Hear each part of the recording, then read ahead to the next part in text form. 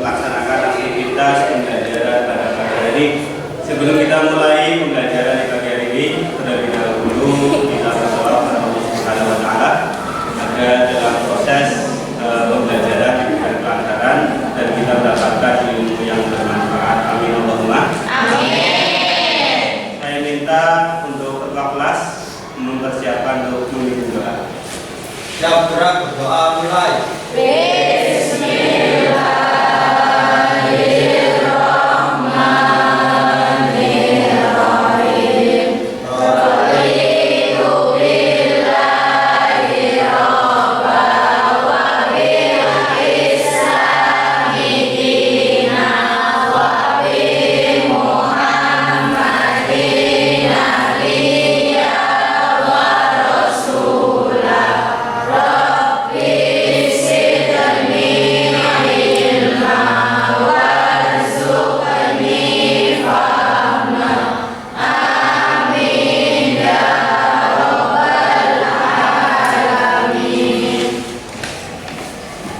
Alhamdulillah kita sudah berdoa bersama. Selanjutnya sebelum kita mulai pembelajaran, terlebih dahulu akan saya absen untuk mengetahui perbedaan kalian.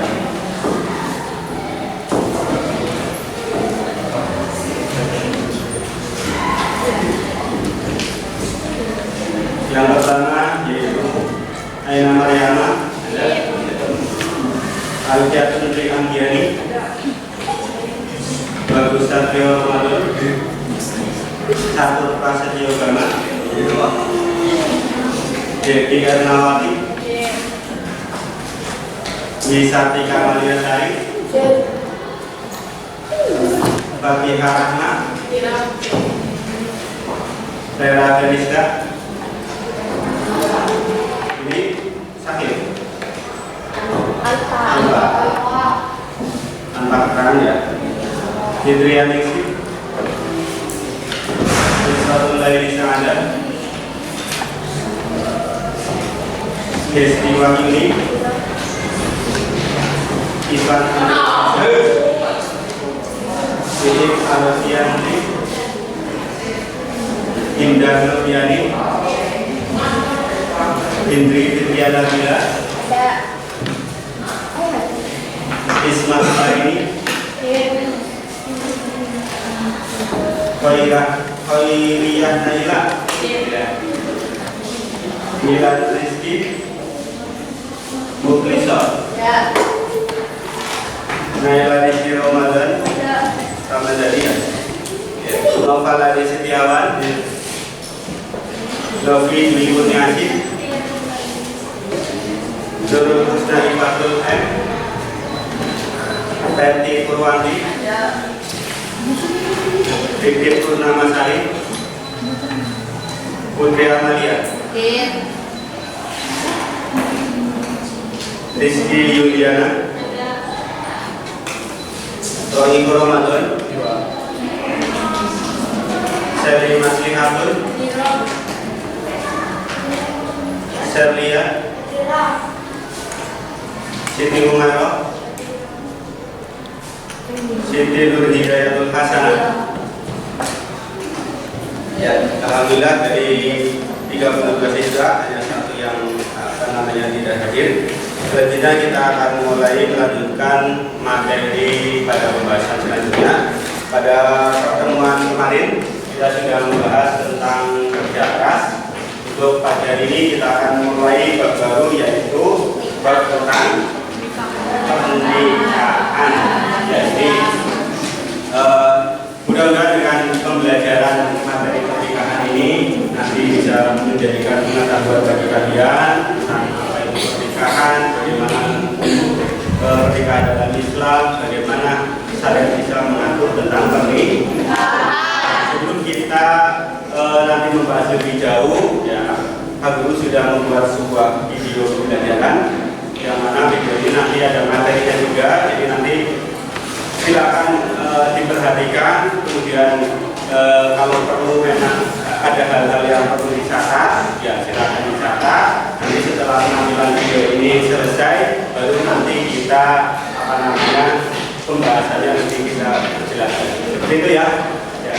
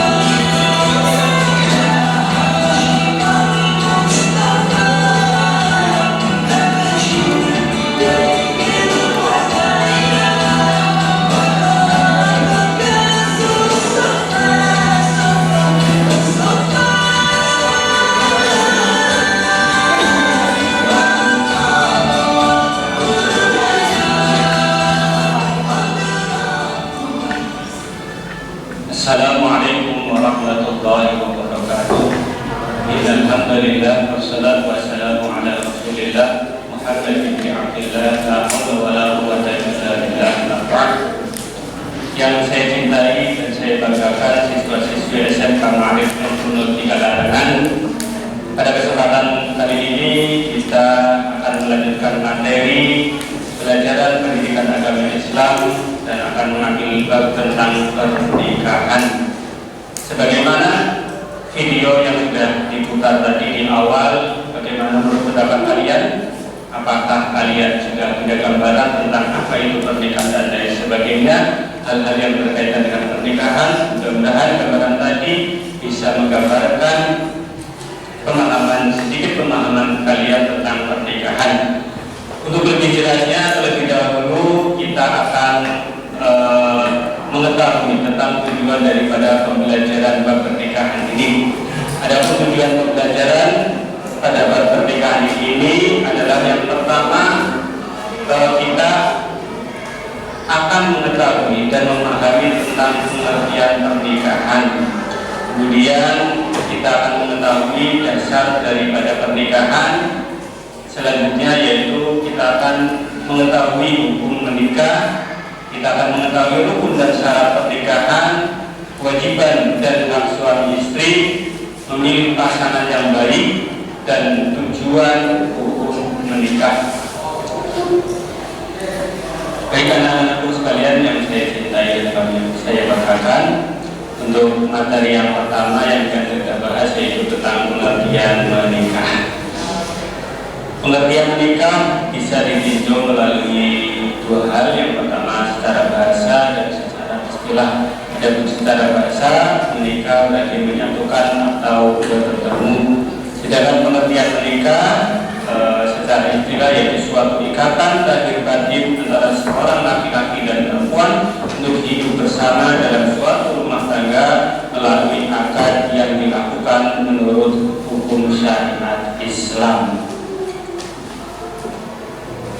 Baiklah, untuk yang akan kita bahas adalah tentang dasar pernikahan. Untuk dasar pernikahan tersebut bisa kita dapati dalam firman Allah Subhanahu wa taala, yaitu dalam surat Ar-Rum ayat 21. Kemudian ada juga hadis yang diriwayatkan oleh Imam Bukhari, Muslim dan Imam Tirmidzi dan lainnya, dan Undang-Undang Nomor 1 Tahun 1974 tentang perkawinan. Dasar pernikahan yang pertama yaitu surat Ar-Rum ayat 21 yang berbunyi, A'udzu billahi minasy syaithanir rajim. Bismillahirrahmanirrahim. Wa min ayatihi an khalaqa lakum min anfusikum azwajan litaskunu ilaiha wa ja'ala bainakum mawaddatan wa rahmah. Inna fi dzalika laayatin liqaumin yatafakkarun. Shadaqallahul azim. Yang artinya, dan di antara tanda-tanda kebesarannya ialah Dia menciptakan pasangan-pasangan untukmu dari jenismu sendiri agar kamu cenderung dan merasa tentram kepadanya, dan Dia menjadikan di antaramu rasa kasih dan sayang. Sungguh pada yang demikian itu benar-benar terdapat tanda-tanda kebesaran Allah bagi kaum yang berpikir. Dalil selanjutnya yaitu kita dapati dalam sebuah hadis yang diriwayatkan oleh Imam Bukhari, Muslim, Tirmidzi dan lainnya yang berbunyi, Ya ma'syara syabab, man istata'a minkumul ba'ata falyatazawwaj fa innahu aghaddu lil basari wa ahsanu lil farji. Wa man lam yastati' fa 'alaihi bis-shawm fa innahu lahu ijabun. Yang artinya, wahai para pemuda, barang siapa di antara kalian berkemampuan untuk menikah, maka menikahlah. Karena nikah itu lebih menundukkan pandangan dan lebih membentengi farji atau kemaluan. Dan barang siapa yang tidak mampu, maka hendaklah ia saum atau berpuasa. Karena berpuasa itu dapat membentengi dirinya. Hadis riwayat Bukhari, Muslim, Tirmidzi dan lainnya. Sedangkan untuk undang-undang pernikahan yang berlaku di negara Indonesia yaitu Undang-Undang Nomor 1 Tahun 1974 tentang perkawinan. Karena kita sebagai bangsa Indonesia tentu harus mentaati undang-undang yang berlaku di negara Indonesia. Baik anak-anakku sekalian, untuk selanjutnya kita akan mempelajari tentang rukun dan syarat nikah. Untuk rukun nikah sendiri itu ada 5. Yang pertama adanya calon suami, yang kedua adanya calon istri, yang ketiga adanya wali, kemudian yang keempat adanya 2 orang saksi, dan yang kelima adanya ijab dan qabul. Kita bahas yang pertama dulu, yaitu tentang calon suami. Calon suami itu syaratnya yang pertama adalah beragama Islam, karena dalam agama Islam itu tidak sah kalau nikahnya bukan sesama muslim. Yang kedua atas kehendak sendiri tanpa ada paksaan. Yang ketiga bukan muhrim, artinya orang lain, ya, artinya bukan orang yang masih punya hubungan darah. Yang keempat tidak sedang melaksanakan ihram haji. Tapi kalau ihram haji sudah dilaksanakan maka boleh menikah, yang penting tidak sedang ihram haji. Rukun yang kedua yaitu calon istri, syaratnya yaitu beragama Islam. Yang kedua tidak terpaksa, ketiga bukan muhrim, yang keempat tidak bersuami, yang kelima tidak sedang dalam masa iddah, dan yang keenam tidak sedang ihram haji atau umroh. Jadi sekali lagi ya, untuk syarat istri, calon istri adalah beragama Islam, tidak terpaksa, bukan mungkin, tidak bersuami, tidak sedang dalam masa iddah. Kalian tahu masa iddah? Masa iddah itu adalah masa menunggu. Menunggu dikarenakan ya setelah terjadinya perceraian atau suaminya meninggal dunia, jadi ada masa iddah yang harus dipenuhi terlebih dahulu, tidak bisa langsung menikah. Kemudian rukun yang ketiga yaitu adanya wali. Wali itu berarti dari pihak calon istri, mulai dari bapaknya atau misalkan pamannya atau kakak adiknya yang laki. Itu syaratnya yang pertama yaitu mukallaf, ya, beragama Islam, dewasa, berakal, sehat, tidak gila. Kemudian laki-laki yang merdeka. Dan yang ketiga syaratnya yaitu adil. Yang keempat syaratnya tidak sedang ihram haji atau umroh. Untuk rukun yang keempat yaitu adanya 2 orang saksi. 2 orang saksi ini dengan syarat yang pertama beragama Islam, kemudian dewasa, kemudian sehat akalnya, tidak gila, dan tidak fasik, dan yang kelima adalah hadir dalam akad nikah. Rukun nikah yang kelima atau yang terakhir yaitu adanya ijab dan qabul. Syaratnya dengan kata-kata nikah atau yang semakna dengan itu. Untuk pengucapan ijab dan qabul itu harus beruntun. Artinya ketika ijab sudah dilafalkan maka harus langsung disambung dengan ucapan qabul. Baik anak-anakku sekalian, selanjutnya kita akan mempelajari tentang kewajiban suami dan istri. Apa saja kewajiban suami, apa saja kewajiban istri. Yang pertama sebagai suami, jadi setelah menikah itu yang tadinya bebas saja mungkin, ya itu kemudian setelah menikah menjadi suami. Nah disitulah seorang suami mempunyai kewajiban. Yang pertama kewajibannya adalah memberi nafkah, baik nafkah lahir maupun batin, dan memberikan pakaian dan tempat tinggal kepada istri dan anak-anaknya sesuai dengan kemampuan yang diusahakan. Jadi perlu dicatat di sini, memberi nafkah, pakaian dan tempat tinggal kepada istri dan anaknya sesuai dengan kemampuan suami, bukan sesuai dengan keinginan istri. Tentunya kalau sesuai keinginan istri, nanti pengennya yang rumahnya mewah, pakaian yang mahal dan lain sebagainya. Kemudian kewajiban yang kedua yaitu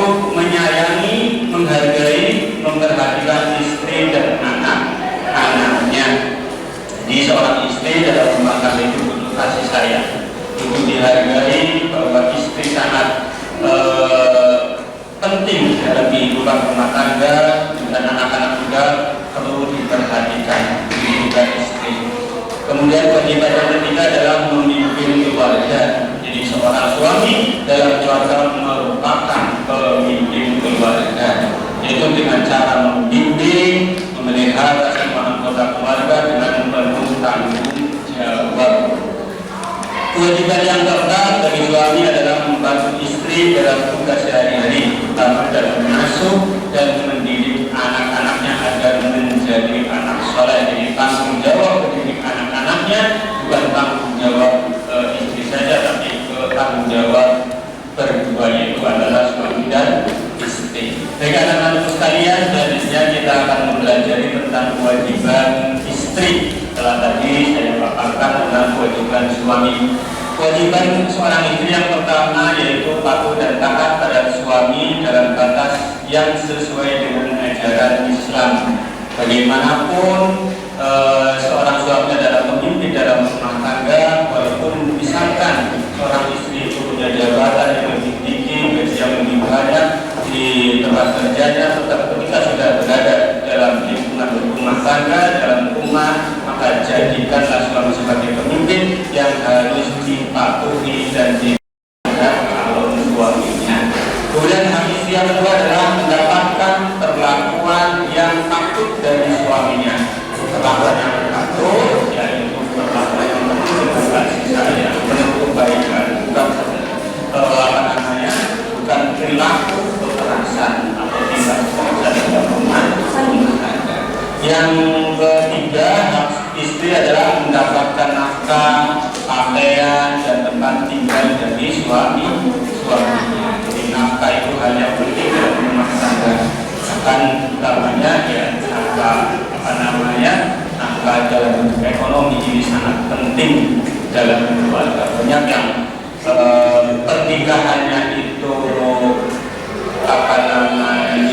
bubar atau berantakan disebabkan karena suami tidak mau memberikan nafkah. Jadi kewajiban suami yang merupakan hak istri yang utama itu memberikan nafkah dan pakaian yang layak, istrinya itu kelihatan tampil ya yang menawan, bukan menarik perhatian lelaki lain, tapi supaya suami itu suka melihat istrinya. Kemudian hak istri yang keempat yaitu mendapatkan bimbingan dari suaminya agar selalu taat kepada Allah Subhanahu wa Ta'ala. Istri perlu dibimbing, istri perlu dituntun untuk taat kepada Allah Subhanahu wa Ta'ala agar bersama-sama dalam satu keluarga tersebut masuk ke surga Allah Subhanahu wa Ta'ala. Istri yang tidak baik kemudian tidak mendapatkan bimbingan dari suami, tidak mendapatkan pelajaran dari suami, tidak mendapatkan pengajaran dari suami, maka sang suami akan berdosa karena istri yang melakukan maksiat. Oleh karenanya istri berhak mendapatkan bimbingan dari suaminya agar selalu taat kepada Allah Subhanahu wa Ta'ala. Baiklah anak-anakku sekalian, untuk pembahasan selanjutnya tentang faktor memilih pasangan. Jadi pernikahan itu sebuah ibadah yang memang sangat lama, yang waktunya sangat lama, berbeda dengan ibadah-ibadah yang lain. Waktu sholat misalkan sholat zuhur, ya waktunya tertentu ada batasnya. Tapi ibadah pernikahan, ya itu ibadah sepanjang masa, ya sampai akhir hayat. Yang pertama, jadi karena ini ibadah yang sangat lama, perlu diperhatikan ya faktor dalam memilih pasangan. Faktor yang utama yang pertama adalah karena satu agama, yaitu beragama Islam. Jadi agama ini faktor utama dalam memilih pasangan. Ya walaupun misalkan ya ada yang non-muslim atau bukan beragama Islam, ya lebih cantik atau lebih ganteng dan dari sebagainya, jangan sampai tergiur kecuali dia mau masuk agama Islam. Kalau mau masuk agama Islam tidak ada masalah. Kemudian yang kedua, faktor yang perlu diperhatikan adalah baik akhlak dan kepribadiannya. Ya, akhlak, sopan santun, ya kemudian adab, ya kepribadiannya baik. Itu jadi pertimbangan juga. Dan siap fisik, mental, dan ekonomi. Siap fisik, fisik ini sendiri itu dalam undang-undang negara Republik Indonesia sudah diatur kalau suami itu minimal minimal 1 tahun, dan kalau istri itu minimal umur 19 tahun. Mentalnya juga siap ya, karena dalam rumah tangga itu tidak hanya kebahagiaan saja yang ditemui, tapi kadang-kadang juga kesedihan, kesusahan dan lain sebagainya, sehingga diperlukan mental yang kuat. Dan yang selanjutnya adalah faktor ekonomi. Minimalnya kalau suami itu sudah mampu bekerja, walaupun belum sampai mendapatkan pekerjaan tetap, yang penting ya, dia sudah bisa bekerja dan mau melakukan pekerjaan apa saja dalam rangka memenuhi kebutuhan ekonomi. Yang keempat, ya faktor dalam memilih pasangan, kalau kita memang bimbang, ragu, ya kemudian atau sudah mantap tapi untuk memantapkan lagi, ya kita harus melakukan berdoa kepada Allah Subhanahu Wa Taala. Dan kalau masih bimbang, ragu dan sebagainya, butuh petunjuk, maka kita bisa melaksanakan sholat istri, itu sholat supaya kita petunjuk dari Allah agar dipilihkan sesuatu yang terbaik buat kita. Anak-anakku yang saya cintai dan saya banggakan, selanjutnya kita akan menjaga tujuan dan hikmah pernikahan. Nah, yang pertama, tujuan dan hikmah pernikahan yang pertama, melaksanakan perintah Allah dan sunnah Rasul. Ya, kata Rasul, menikah adalah ibadah, menikah adalah sunnahku, seperti itu. Jadi menikah itu bukan hanya memenuhi kebutuhan syahwat atau kebutuhan dorongan syahwat dan sebagainya, tapi semata-mata dalam rangka melaksanakan perintah Allah, karena memang Allah menciptakan manusia berpasang pasangan dan mengikuti sunnah Rasul, yaitu menikah. Jadi biarkanlah menikah itu dengan niat yang ikhlas dari Allah Subhanahu Wa Taala. Kemudian yang kedua yaitu mendapatkan ketentraman dan kebahagiaan dengan membina rasa kasih sayang. Jadi orang menikah itu mencari ketentraman, orang menikah itu mencari kebahagiaan. Jadi misalkan mudah-mudahan pernikahan tersebut ya tidak ada tindak kekerasan.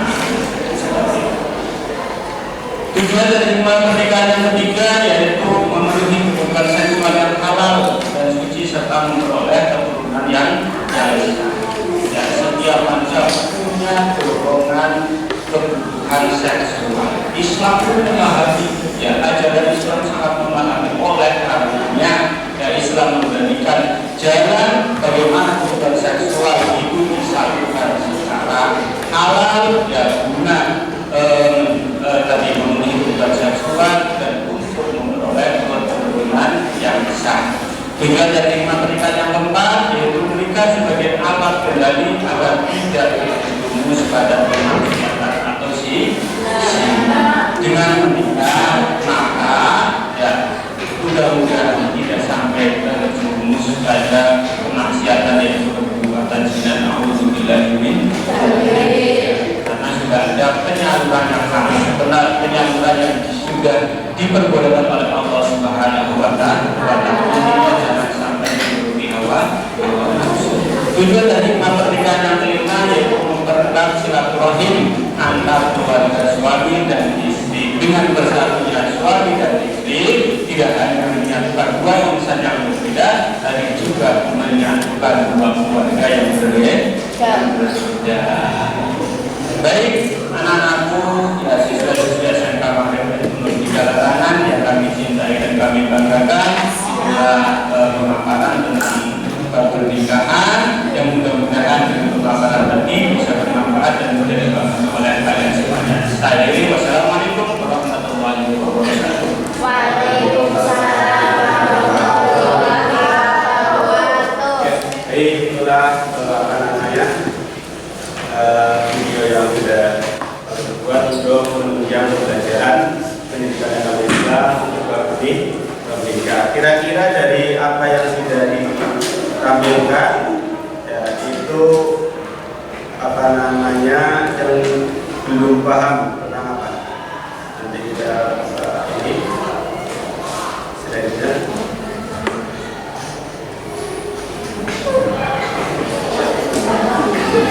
Ya.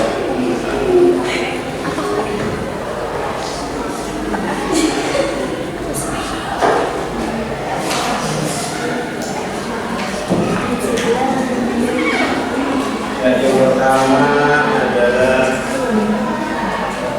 ya, jadi dengan pembelajaran praktika ini kita tadi sudah belajar kemudian bisa mengenali pengertian menikah, dasar pernikahan, menikah, rukun dan syarat pernikahan, kewajiban dan hak suami istri memilih pasangan yang baik, tujuan dan hukum menikah. Nah, coba mulai dari pengertian. Ada yang kurang dipahami atau yang bisa ditanyakan? Di menikah secara bahasa yaitu menyatukan dan bergabung, memasukkan laki-laki dan perempuan. Bertemu itu punya laki-laki dan perempuan. Ya, secara istilah suatu ikatan lahir dan batin. Jadi ikatannya bukan lahir saja ya, tapi ada ikatan batin antara seorang laki-laki dan perempuan untuk hidup bersama. Jadi ada niat untuk hidup bersama dalam satu rumah tangga melalui akad yang dilakukan menurut hukum syariat Islam. Jadi memang di dalam agama lain pun ada akad-akad untuk menjadi pernikahan, tapi karena kita sebagai muslim jelas bahwa akadnya adalah yang sesuai dengan ajaran Islam. Dasar pernikahannya, jadi dasarnya kuat diambil dari Al-Quran dan hadis, ya, surat Al-Rum ayat 21, kemudian hadis Nabi Muhammad SAW. Ya, dalam surat Al-Rum sudah dijelaskan bahwa Allah menciptakan manusia itu berpasangan. Jadi jangan khawatir stoknya habis, ya, atau nggak bagian jatah. Jadi pasti dapat. Dan bagaimana kita memilih dan bagaimana kita tidak terlalu ketat untuk apa namanya ya, membuat kriteria dari pasangan hidup kita ya. Kalau kriterianya terlalu ketat, apalagi terlalu muluk-muluk, ya agak susah juga kadang-kadang untuk mendapatkan perintah Rasulullah sama. Ya ila masyarakat syabab manis tato amin ada pada ada syabab. Wahai para pemuda, siapa di antara kalian sudah mampu menikah, ya, satu sudah punya pekerjaan, ya, sudah bisa bekerja, punya penghasilan, apalagi misalkan apa namanya sudah mapan gitu ya, rumah sudah punya, tingkat dua, mobil juga ya, gak usah lama-lama, ya, jangan kelamaan, ya, segera menikah. Kalau kelamaan nanti nyesel, kenapa nggak dari dulu ya, jadi jangan terlalu lama. Ini rukun nikah atau rukun itu kan hal-hal atau sesuatu yang harus ada ketika pernikahan itu berlangsung. Itu pokoknya ada 5. Ada calon suaminya, ada calon istri, kemudian ada wali, kemudian 2 orang wali, kemudian ada ijab dan qabul. Ya, jadi ada ijab dan qabulnya. Biasanya, ya, kenapa pernikahan itu sulit terwujud? Itu biasanya 2 faktor saja, ya, calon suami dan calon istri. Kadang-kadang kalau sudah siap nikah, calon suaminya belum punya, ya, sudah siap nikah, calon istrinya belum. Ya, kenapa kamu apa namanya tidak nikah? Iya Pak, ya, syaratnya kurang. Ya, kurang berapa? Kurang kali ya. Apa saja? Kali sinten ya. Dengan jawabannya ya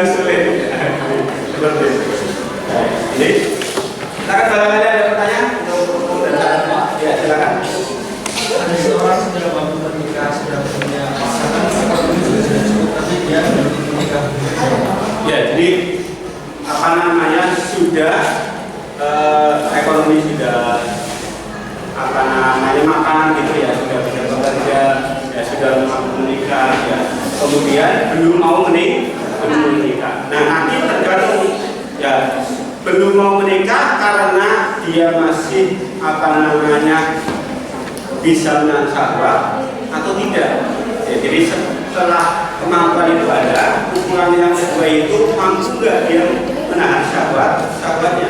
Kalau dia mampu, ya hanya sunat saja.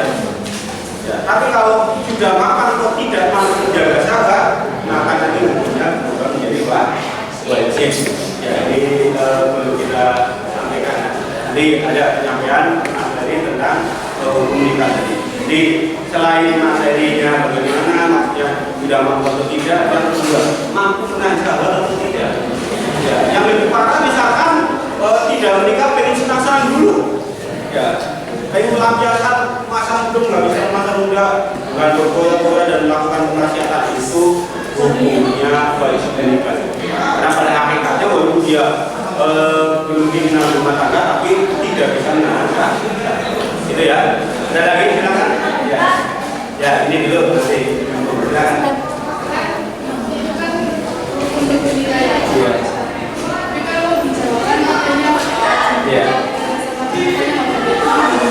Ya, jadi memang Islam itu datang ke Indonesia. Walaupun Islam itu memang agama sudah sangat lama ya, di abad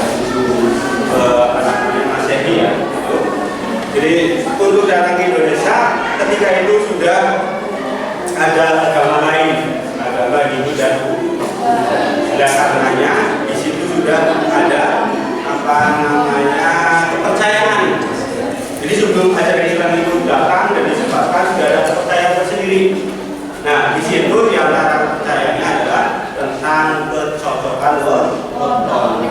Kecocokan weton bisa dilihat dari hari lahir atau misalkan Jawa itu ada limun, ada lemon, ada manis, sebagai dan lain sebagainya. Nah untuk menikahi tersebut, ya, kalau menjumpai orang tua yang memang zaman dahulu, kan biasanya weton ya. Maka langkah kita sebagai kalian sebagai anak itu menjelaskan terlebih dahulu kepada orang tua bahwa ukuran untuk melangsungkan pernikahan dalam Islam itu bukan karena wetonnya pas atau tidak, bertentangan atau tidak. Yang penting kalau mau melaksanakan pernikahan maka harus sesuai dengan rukun dan syarat pernikahan yang diatur dalam agama Islam. Jadi diajak musyawarah dulu, kita juga tidak boleh yang langsung menyalahkan orang tua, ya bapaknya, ya orang dan lain sebagainya. Mana jadu. Jadi weton dan sebagainya. Nah, ketika memang dipaksakan atau orang tua tertentu dengan weton, ya lebih baik kita mengikuti anjuran arahan dari orang tua. Karena apa? Karena dalam rangka mencari ridhonya orang tua. Karena di ridho orang tua itu ada ridho Allah Subhanahu wa Ta'ala. Allah ridho walidain wa suhtullahi bi suhtil walidain. Dari ridhonya orang tua, ya ridhonya Allah itu ada pada ridho orang tua, dan marahnya Allah itu ada pada marahnya orang tua. Allah ridho, orang tua marah, Allah marah. Ya, jadi bukan berarti kita meyakini akan terjadi seperti kalau dilakukan, tidak. Tapi kita tidak memaksudkan atau tidak jadi menikah karena ingin taat mendapatkan ridho dari orang tua. Gak mau menikah sampai tua. Ya, jadi itu memang belum menikah sama sekali. Iya, jadi gini, memang Rasul itu pernah berkata begini. An-nikah sunnati faman rohibah an sunnati falaysa minni. Menikah itu termasuk bagian daripada sunnah. Faman rohibah an sunnati falaysa minni. Barang siapa yang benci terhadap menikah, maka bukan termasuk umat. Jadi kuncinya bukan masalah mau menikah atau tidak, Ya, memang pada dasarnya ya belum saya sampaikan itu menikah itu hukumnya mubah atau boleh saja. Ya, tidak menikah juga tidak apa-apa. Yang terpenting tidak benci terhadap menikah. Ya, memang kita tidak bisa mengorek lebih lanjut ya. Kenapa dia tidak mau menikah? Apakah pernah sakit hati sama sudah siap 100%? Jangan tahu menikah di media sosial seperti itu ya. Ada orang sudah siap, sudah nyewa gedung, makanan dan sebagainya, tapi tidak jadi menikah. Mungkin ada trauma tersendiri. Jadi yang penting tidak benci terhadap menikah. Tidak apa-apa. Tapi kalau sampai benci itu malah berdosa. Dan ibadahnya kurang. Jadi nikah itu separuh dari agama. Jadi gitu ya. Untuk session ini kita cukupkan. Langkah selanjutnya yaitu kita akan berdiskusi. Ya, berdiskusi di sini. Bapak sudah menyiapkan perangkatnya, namanya LKPD atau lembaga kerja peserta didik. Ya, nanti di sini ada petunjuknya.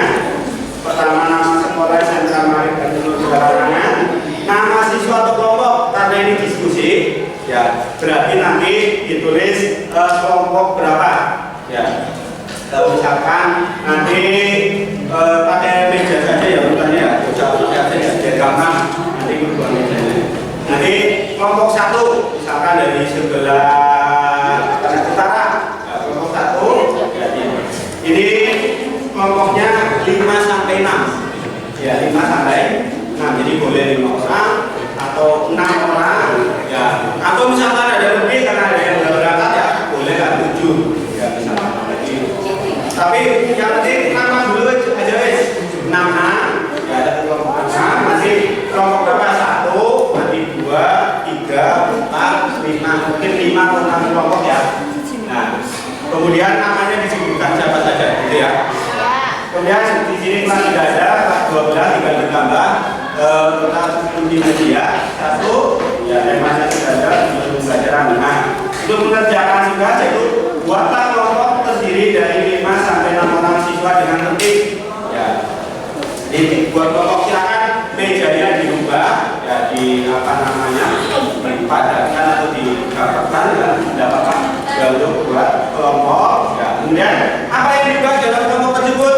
Yang pertama adalah di sini masing-masing kelompok mendiskusikan tentang ya, 1, apa yang kalian pahami tentang pernikahan dalam Islam tadi sudah ya. Nah, kemudian yang kedua, apakah kalian setuju atau tidak pernikahan sejenis bagi kaum LGBT, kaum LGBT? Enggak. Jadi LGBT itu singkatan dari lesbi, gay, biseksual, transgender. Apa itu lesbi? Lesbi itu berarti sesama perempuan menyukai sesama perempuan. Nanti ada gay, laki-laki, biasanya homoseksual. Kemudian di seksual, orang yang punya 2 kelainan, sama perempuan yang suka, sama laki-laki juga suka. Itu biseksual. Transgender itu berarti orang yang aslinya laki-laki pengen jadi perempuan. Siapa artis?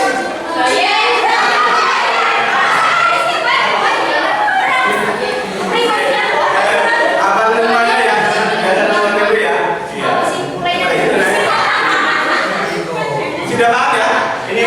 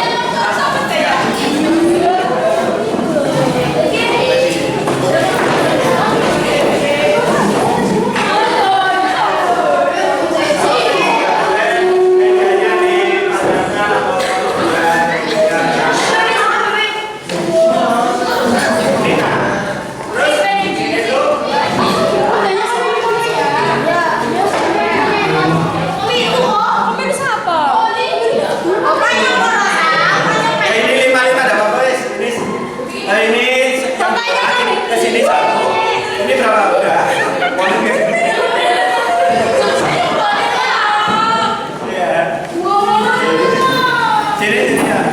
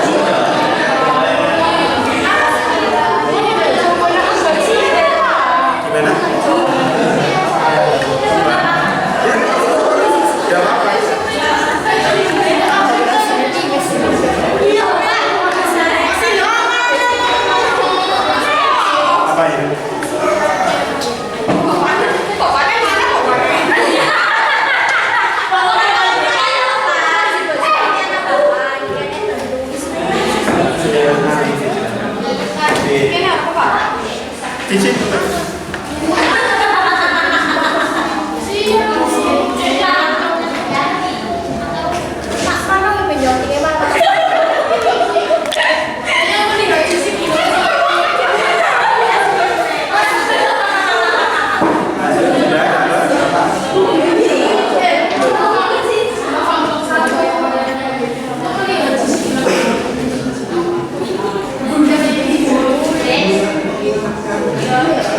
Ya, untuk menambah pengetahuan boleh buka HP.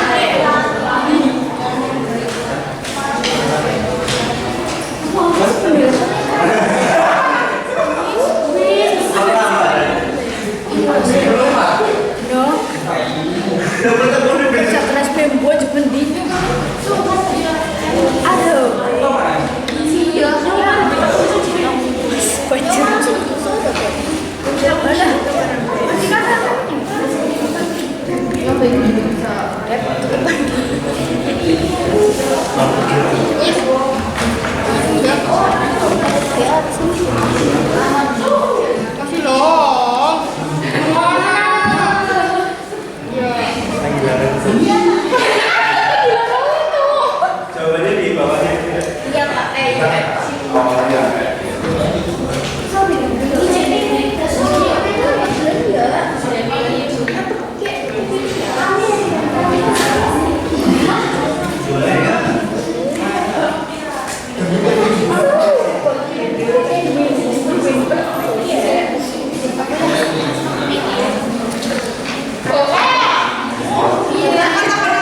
Ya silakan. Iya, alasannya kenapa tidak setuju? Kalau setuju, tidak setuju.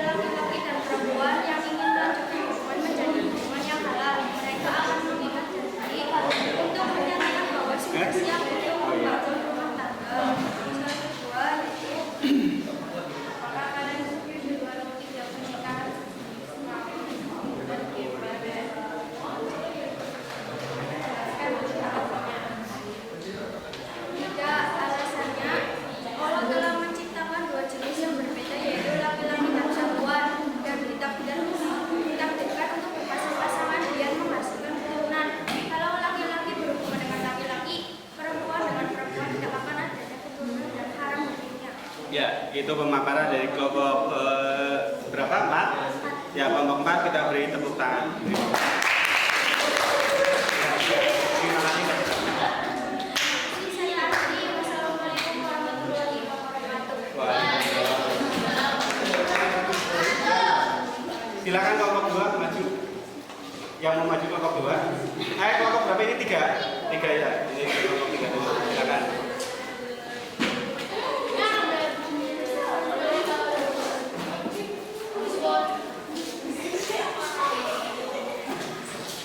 Assalamualaikum warahmatullahi wabarakatuh. Sebelumnya perkenalkan, nama saya Nur Saifatul Maula dan sebelah saya. Di sini kami akan mempresentasikan hasil diskusi dari kelompok kami mengenai pertanyaan dari Bapak. Untuk soal pertama, jawabannya yaitu menikah secara bahasa adalah menyatukan atau bertemu. Sedangkan menikah secara istilah adalah melakukan suatu akad atau perjanjian untuk mengikatkan diri antara seorang laki-laki dan seorang perempuan, serta menghalalkan hubungan sesuai dengan syariat. Suami istri antara keduanya dengan dasar sukarela dan persetujuan bersama demi terwujudnya keluarga bahagia yang diridhoi oleh Allah Subhanahu wa Ta'ala.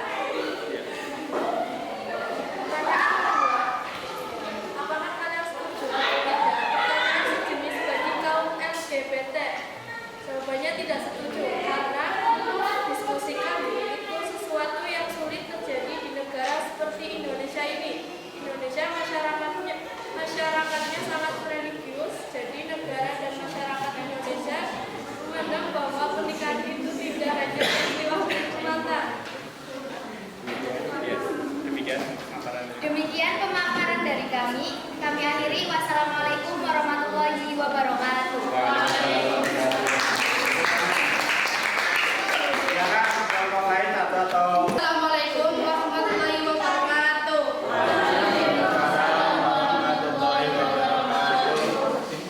Berdirinya kami di sini akan mempresentasikan hasil dari diskusi yang telah kami buat.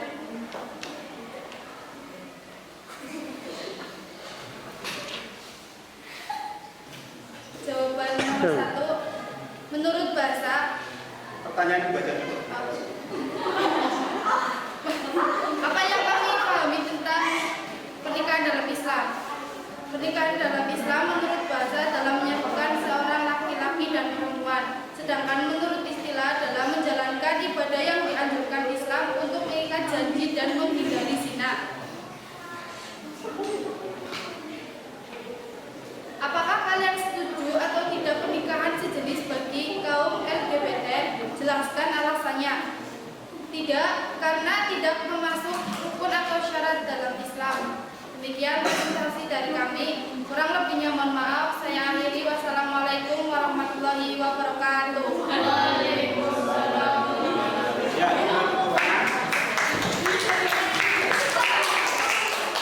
silakan kelompok selanjutnya.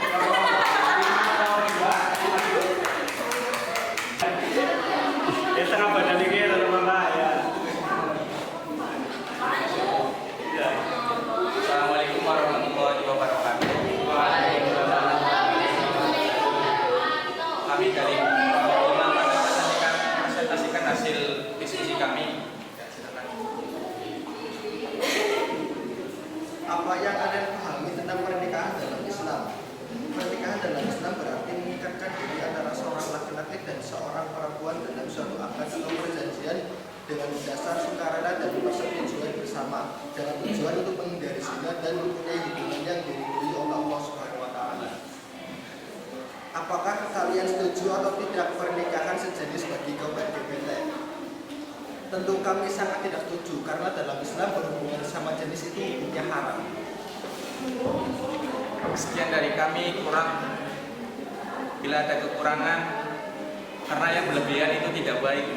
Saya akhiri. Wassalamualaikum warahmatullahi wabarakatuh. Waalaikumsalam warahmatullahi wabarakatuh. Ya, kelompok terakhir silakan. Kelompok yang masih.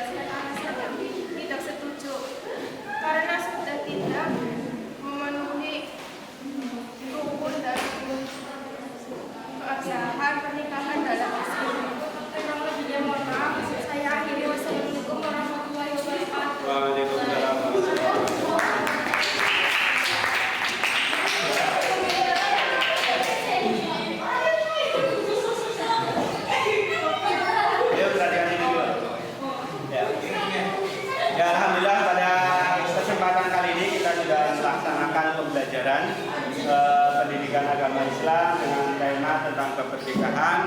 Tadi kita sudah membahas belajar bersama tentang apa itu pernikahan, bagaimana pernikahan dalam sudut pandang agama Islam. Kemudian kita sudah belajar tentang rukun dan syarat pernikahan, tujuan pernikahan. Mudah-mudahan apa yang sudah kita pelajari bersama ya bisa dipahami dengan baik oleh kalian dan mudah-mudahan bermanfaat. Amin ya robbal alamin. Mari kita tetap bersama pertemuan pembelajaran ini dengan bersama-sama membacakan hamdalah. Alhamdulillah.